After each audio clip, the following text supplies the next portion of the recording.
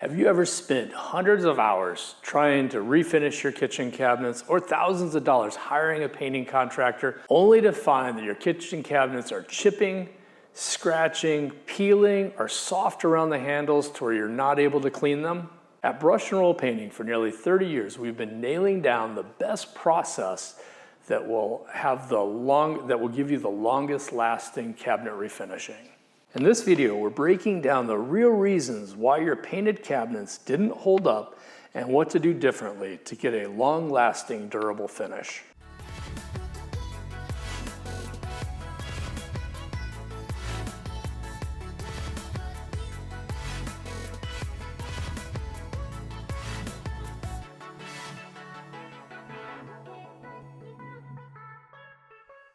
Five reasons cabinet paint doesn't hold up. Reason number one, the product. When you go into Home Depot, Lowe's, any of the paint stores, they all have their cabinet refinishing kits. And really all that is a money grab, knowing that people are painting their cabinets and they just want to make some money off of it.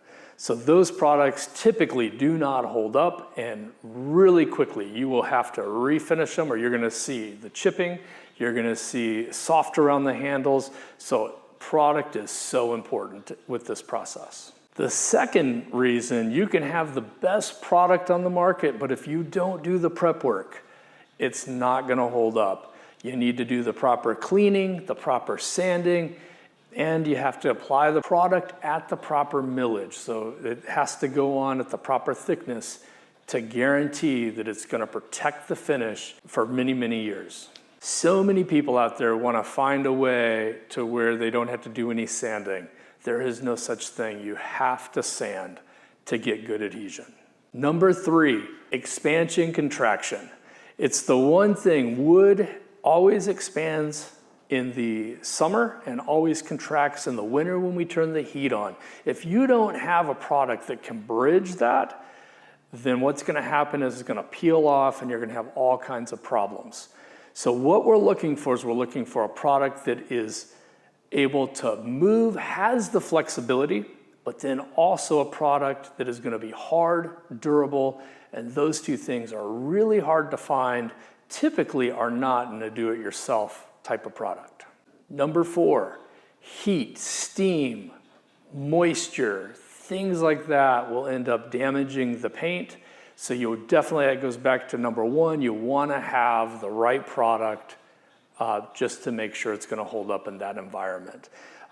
There's all kinds of chemicals used in kitchens, so it's very important that the product you use is also chemically resistant. Number five, just not cleaning the cabinets, not making sure that all the grease, the grime is off of the cabinets. You can use the best paint in the world, but it's just not going to stick if you really don't pay attention. Make sure to clean, have good lighting, make sure you hold it up at the different angles, make sure you have all the grime off of the cabinet doors and the cabinet boxes. The best process for cabinet refinishing is make sure that when you hire, that you don't, so many people think that when I hire a contractor, they will understand exactly what I need and I just trust them. Don't automatically trust them. Make sure that they're using the high quality products. At Brush and Roll Painting, we like to use 2K poly. It has a hardener that we mix in it that makes it extremely durable.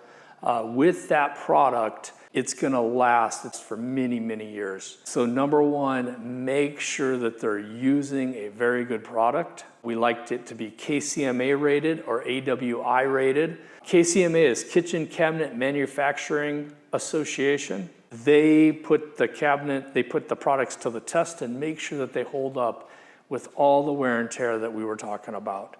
The other one is the Architectural Wood Institute, AWI, and they also put products through testing. So basically the paint stores send the product to AWI or KCMA and get them tested. If they don't have it tested, the paint stores know that they're not going to hold up. Even though they say it's a cabinet paint, does not mean necessarily that it's going to hold up. So make sure you do your due diligence, make sure it's a KCMA rated, AWI rated product, and I really like the products that you put the chemically resistant hardeners in there. They just seem to last for many, many years. Make sure that when you get the bid, that everything's detailed. Don't just assume that the contractor's going to do all the prep work, because the prep work is really what makes up the price.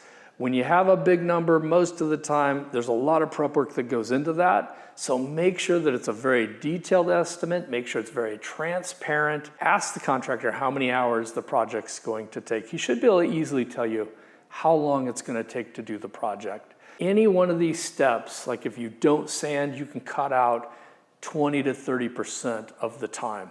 So you could have an estimate that could be 20, 30, even half as much as an estimate where somebody's actually doing everything the right way. When hiring a company, make sure that they stand behind their products. We do annual touch-ups. It's really important that they're gonna stand behind their work and just make sure that they're giving you a good warranty, that they're not giving you the taillight warranty. That's the warranty when they leave, they're done, you're never gonna hear from them again. It's really important once your project is done to make sure that you maintain good humidity levels.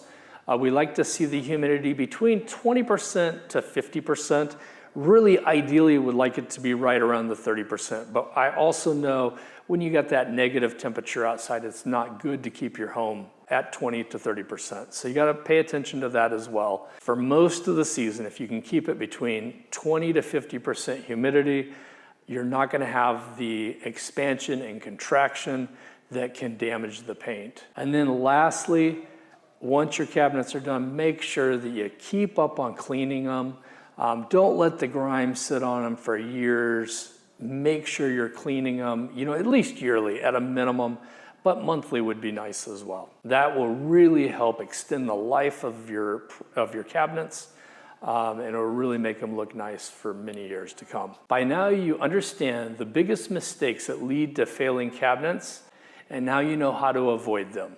If you want a durable, professional-looking finish, hiring the right contractor is very important, and making sure that everything is done correctly. If you are considering refinishing your cabinets, we want you to know what the ballpark is going to be. So below, click the button, go onto our price calculator, put in a few numbers, and you'll get a good ballpark of what it's going to cost to refinish your cabinets.